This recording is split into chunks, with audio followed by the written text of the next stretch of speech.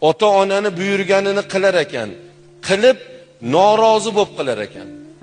Norozi bo'lib, hacham bo'lsa o'sha malomat bilan, nima faqat topfaganinglar menmi?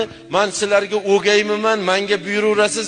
Nimaga akamga buyurmaysiz? Nega ukamga buyurmaysiz? Faqat menga buyuraverasiz deb haligi bo'yniga it bog'lagan it deydi, ovga yaramaydi deganidek, bu farzandga ish buyurib ota ham baraka topmas ekanda. Masalan, ish buyuryapti-da, to'ng'illab sasib beryapti. Nimaga ish buyuraverasiz? Nima topfaganingizmanmi?